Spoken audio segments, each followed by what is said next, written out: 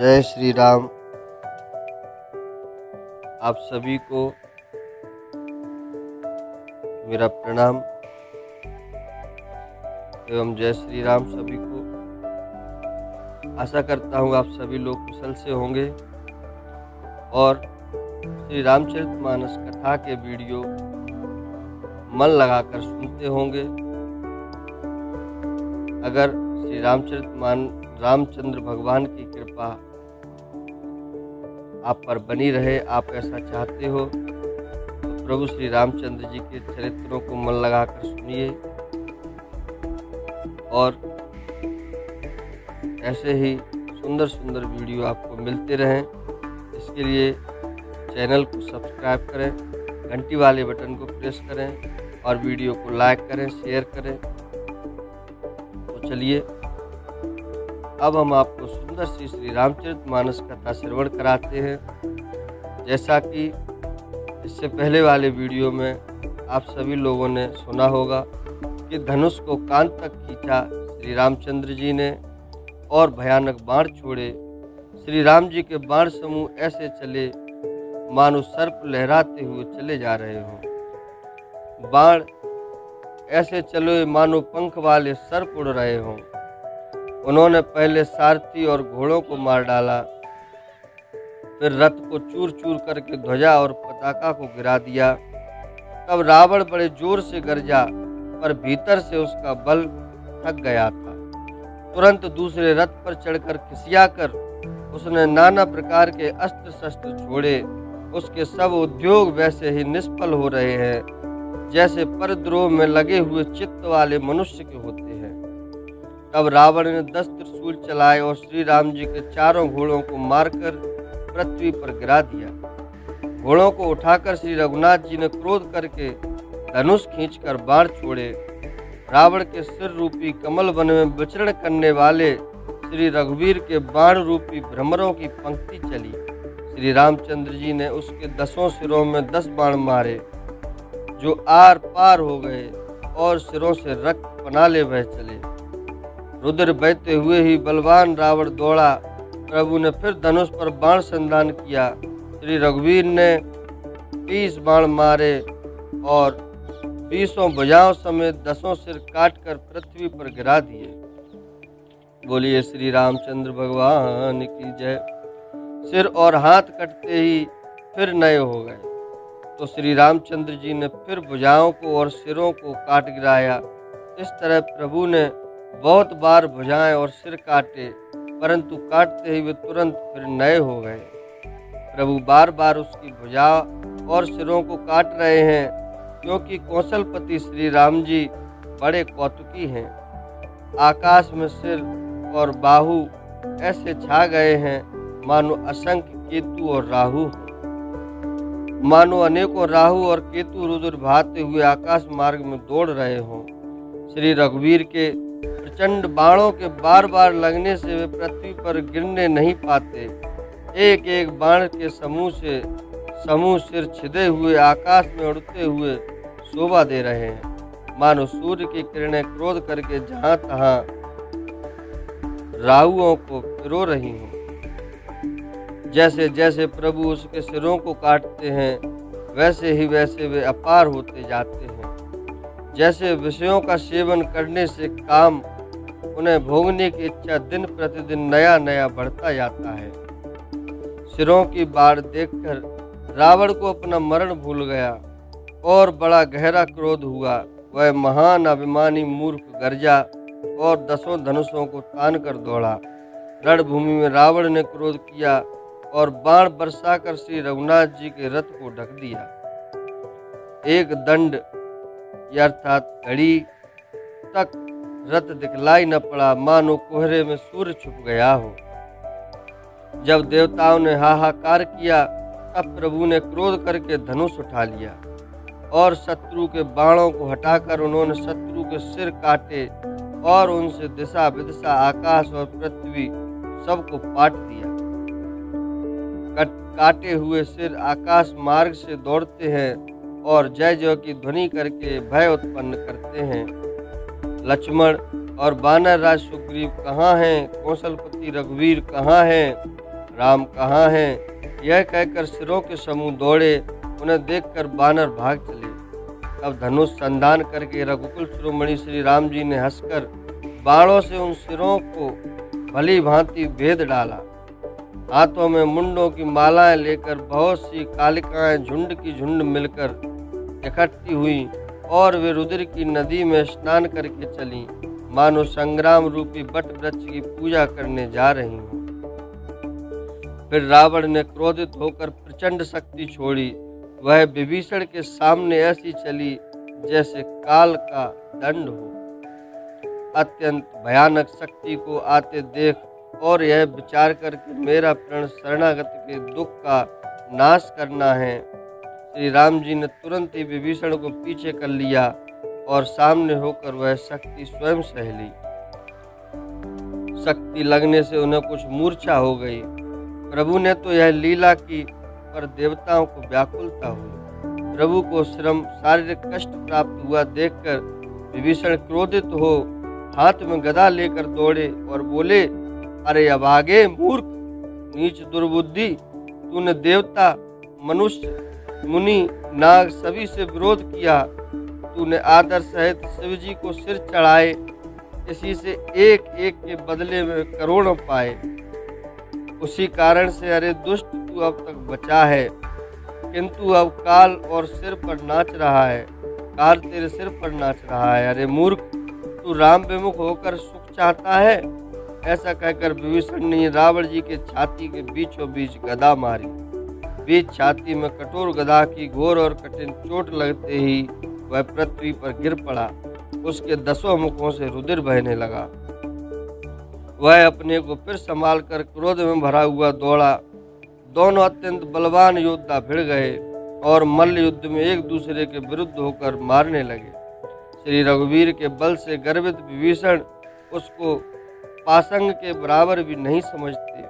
शिव जी कहते हैं, हे उमा, विभीषण क्या कभी रावण के सामने आंख उठाकर भी देख सकता था, परंतु अब वही काल के समान उससे भिड़ रहा है। श्री रघुवीर का ही प्रभाव है। विभीषण को बहुत ही थका हुआ देखकर हनुमान जी पर्वत धारण किए हुए दौड़े। उन्होंने उसे पर्वत से रावण के रथ, घोड़े और सारथी का संहार कर डाला और उसके सीने पर एक लात मारी। रावण खड़ा रहा, पर उसका शरीर अत्यंत कांपने लगा। विभीषण वहां गए जहां सेवकों के रक्षक श्री राम जी थे। फिर रावण ने ललकार कर हनुमान जी को मारा। वे पूंछ फैलाकर आकाश में चले गए। रावण ने पूंछ पकड़ ली। हनुमान जी उसको साथ लिए हुए ऊपर उड़े। फिर लौटकर महाबलवान हनुमान जी उससे भिड़ गए। दोनों समान योद्धा आकाश में लड़ते हुए एक दूसरे को क्रोध कर मारने लगे। दोनों बहुत से छल बल करते हुए आकाश में ऐसे शोभित हो रहे हैं मानो कज्जलगिरी और सुमेरु पर्वत लड़ रहे हों। जब बुद्धि और बल से राक्षस गिराए न गिरा, तब मारुति हनुमान जी ने प्रभु को स्मरण किया। श्री रघुवीर का स्मरण करके धीर हनुमान जी ने ललकार कर रावण को मारा। वे दोनों पृथ्वी पर गिरते और फिर उठकर लड़ते हैं। देवताओं ने दोनों की जय जय पुकारी। हनुमान जी पर संकट देखकर बानर भालू क्रोधातुर होकर दौड़े, किंतु रण मद माते रावण ने सब योद्धाओं को अपने प्रचंड भुजाओं के बल से कुचल और मसल डाला। तब श्री रघुवीर के ललकारने पर प्रचंड वीर बानर दौड़े। बानरों के प्रबल बल को देखकर रावण ने माया प्रकट की। क्षण भर के लिए वह अदृश्य हो गया। उस दुष्ट ने अनेकों रूप प्रकट किए। श्री रघुनाथ जी की सेना में जितने रीछ बानर थे, उतने ही रावण जहां तहां प्रकट हो गए। बानरों ने अपरिमित रावण देखे। भालू और बानर सब जहां तहां भाग चले। बानर धीरज नहीं धरते।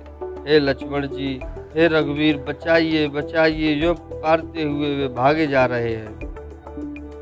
10 दिशाओं में करोड़ों रावण दौड़ते हैं और घोर कठोर भयानक गर्जना कर रहे हैं। सब देवता डर गए और ऐसा कहते हुए भाग चले कि हे भाई, अब जय की आशा छोड़ दो। एक ही रावण ने सब देवताओं को जीत लिया था, अब तो बहुत से रावण हो गए हैं। इससे अब पहाड़ की गुफाओं का आश्रय लो, अर्थात उनमें छिप रहो। वहाँ ब्रह्मा, शंभु और ज्ञानी मुनि ही डटे रहे, जिन्होंने प्रभु की कुछ महिमा जानी थी। जो प्रभु का प्रताप जानते थे वे निर्भय डटे रहे। वानरों ने शत्रुओं बहुत से रावणों का सच्चा ही मान लिया। इससे सब वानर भालू विचलित होकर हे कृपालु रक्षा कीजिए यो पुकारते हुए भय से व्याकुल होकर भाग चले। अत्यंत बलवान रणबांकुरे हनुमान जी अंगद, नील और नल लड़ते हैं और कपट रूपी भूमि से अंकुर की भांति उपजे हुए कोटि कोटि योद्धा रावणों को मसलते हैं। देवताओं और वानरों को विकल देखकर कौशलपति श्री राम जी हंसे और सारंग धनुष पर एक बाण चढ़ाकर माया के बने हुए सब रावणों को मार डाला। प्रभु ने क्षण भर में सब माया काट डाली। जैसे सूर्य के उदय होते ही अंधकार की राशि फट जाती है, नष्ट हो जाती है। अब एक ही रावण को देखकर देवता हर्षित हुए और उन्होंने लौटकर प्रभु पर बहुत से पुष्प बरसाए। श्री रघुनाथ जी ने भुजा उठाकर सब वानरों को लौटाया। तब वे एक दूसरे को पुकार पुकार कर लौट आए। प्रभु का बल पाकर रीछ वानर दौड़ पड़े। जल्दी से कूद कर वे रणभूमि में आ गए।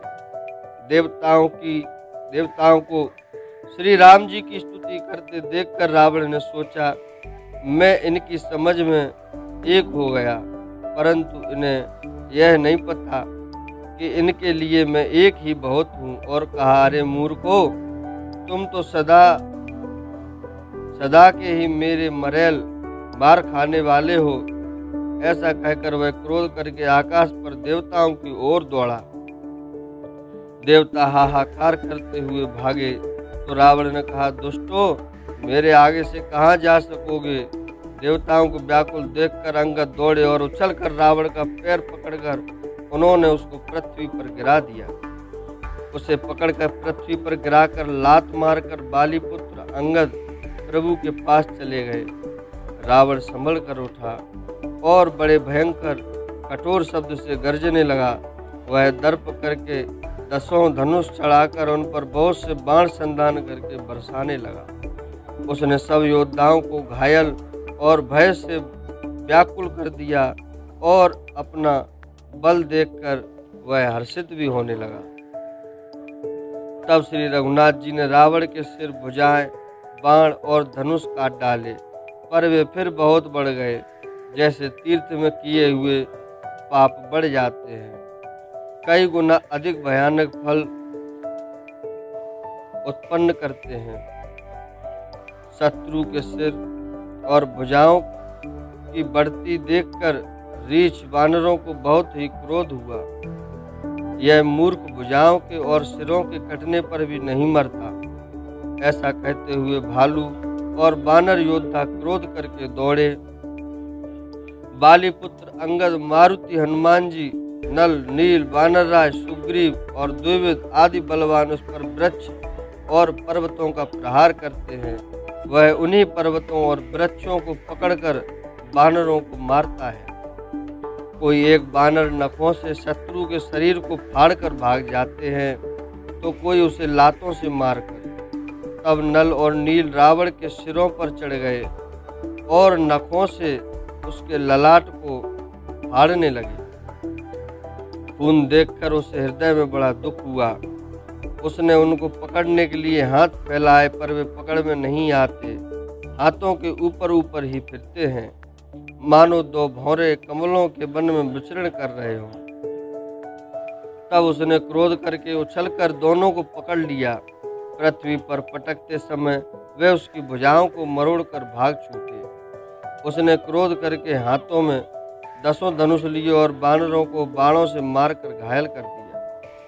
हनुमान जी आदि सब वानरों को मूर्छित करके और संध्या का समय पाकर रावण हर्षित हुआ। समस्त वानर वीरों को मूर्छित देखकर रणधीर जाम्बान दौड़े।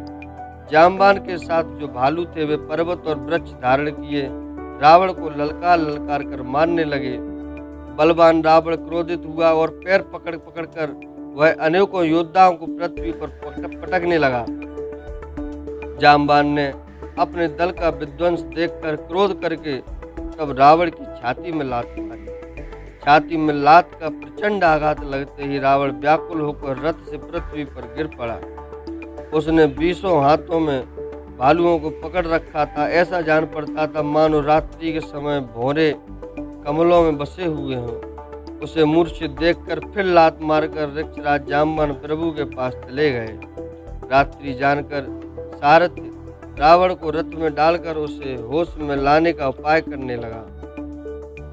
मूर्छा दूर होने पर सब ऋषि बानर प्रभु के पास आए। उधर सब राक्षसों ने बहुत ही भयभीत होकर रावण को घेर लिया।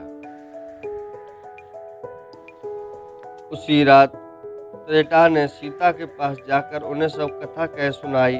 शत्रु के सिर और भुजाओं की बढ़ती का संवाद सुनकर सीता जी के हृदय में बड़ा भय हुआ। उनका मुख उदास हो गया, मन में चिंता उत्पन्न हो गई।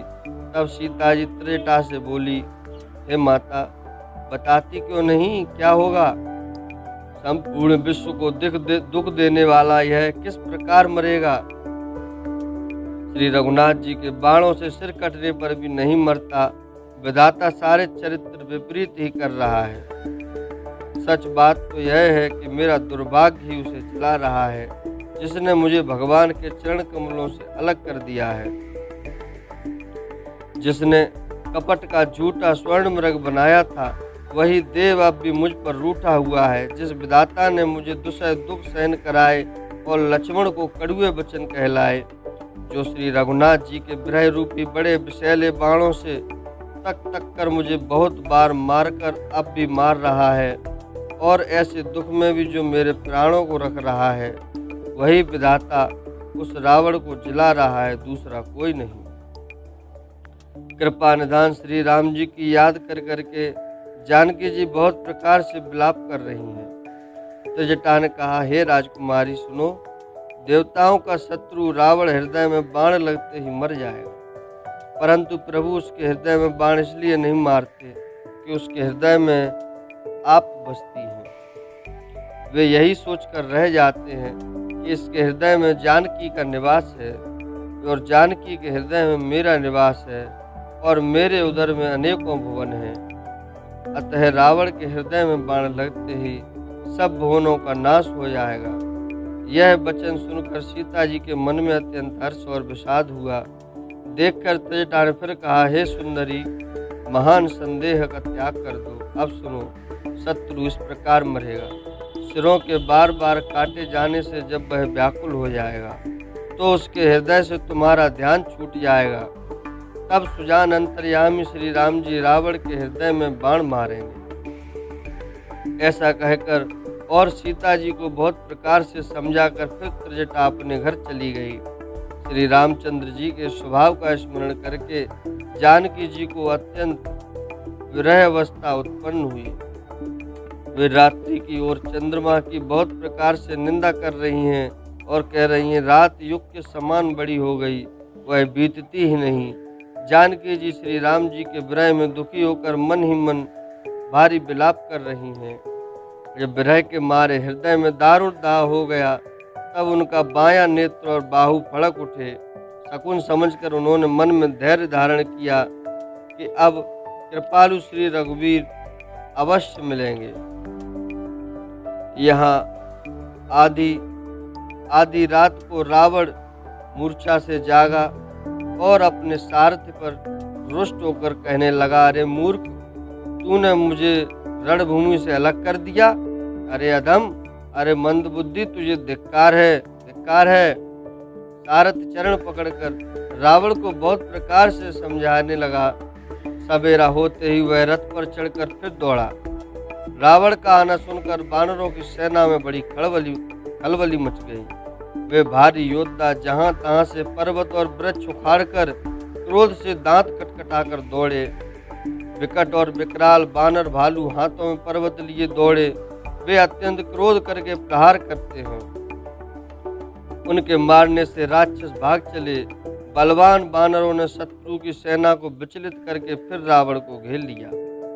चारों ओर से चपेटे मारकर और नखों से शरीर विदीर्ण कर बानरों ने उसको व्याकुल कर दिया।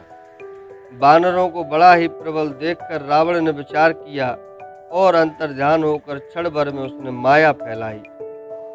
जब उसने पाखंड रचा तब भयंकर जीव प्रकट हो गए।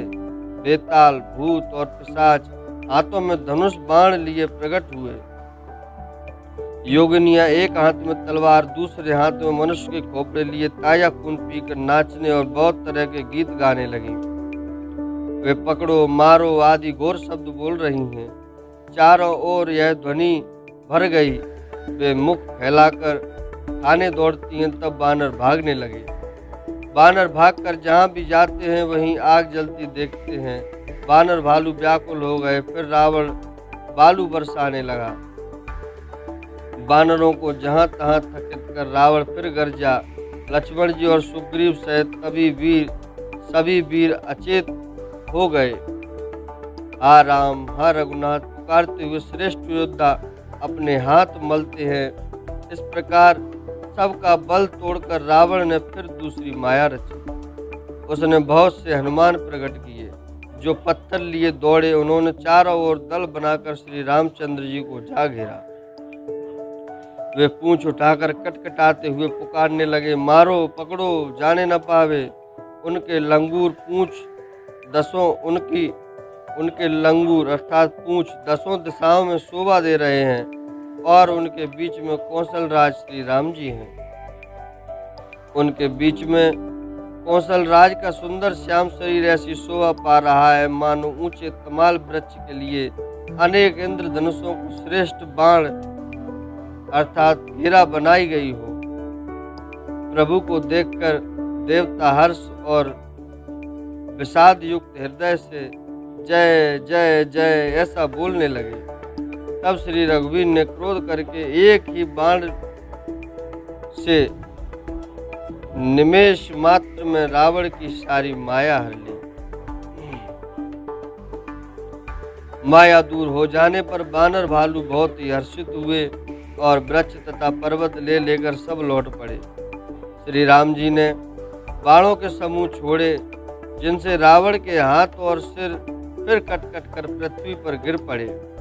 श्री राम जी और रावण के युद्ध का चरित्र यदि सैकड़ों से सरस्वती, वेद और कवि अनेक कल्पों तक गाते रहें तो भी वे उसका पार नहीं पा सकते। उसी चरित्र के कुछ गुणगण मंदबुद्धि तुलसीदास ने कहे हैं। जैसे मक्खी भी अपने पुरुषार्थ के अनुसार आकाश में उड़ती है। सिर और भुजाएं बहुत बार काटी गईं, फिर भी वीर रावण मरता नहीं। प्रभु तो खेल कर रहे हैं, परंतु मुनि, सिद्ध और देवता उस क्लेश को देखकर व्याकुल हैं। तो भक्तों, आज के लिए श्री रामचरितमानस कथा को यहीं पर विराम देते हैं और आप सभी से त्रुटि के लिए क्षमा चाहते हैं। यदि कोई त्रुटि आपको वीडियो में लगे और श्री रामचरितमानस कथा इसके आगे सुनने के लिए और वीडियो देखने के लिए हमारे चैनल को सब्सक्राइब करें, घंटी वाले बटन को दबाएं और वीडियो को लाइक करें, शेयर करें और कुछ कहना हो तो कमेंट करें। तो सभी को जय श्री राम।